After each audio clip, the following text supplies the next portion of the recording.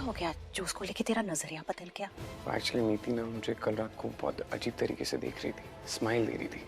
नीति को लेकर बदला संजू का नजरिया, हुआ शक। संजू के नाम पर नीति से पूछे ताई जी ने सवाल। कलर्स टीवी शो पर नीति के अपकमिंग एपिसोड में हमें ये देखने मिलेगा जैसा कि नीति, परी और संजू कमरे में अकेले होते हैं, जहां पर जब परी अपना काम कर रही होती है तो नीति हंसते हुए संजू की तरफ देखती है और इशारा करती है। ये सब देखकर संजू को काफी ज्यादा गलत लगने लग जाता है, जिसके चलते वो इस बारे में अपने ताई जी के संग चर्चा करता है और यहाँ पर अपने बदले नजरिए के बारे में संजू बोलता हुआ नजर आ रहा है।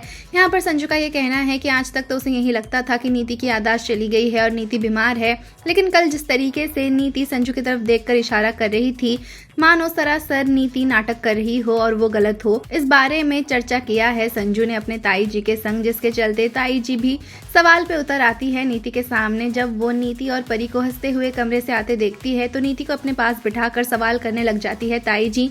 यहाँ पर ताई जी का पहला सवाल नीति से ये होता है कि वो तो परी से काफी ज्यादा प्यार करती होगी, जिसके जवाब में नीति ये कहती है कि वो अपनी बहन परी से बहुत ज़्यादा प्यार करती है और ये सिर्फ पक्की सहेलियों वाला प्यार नहीं बल्कि बहनों जैसा प्यार है।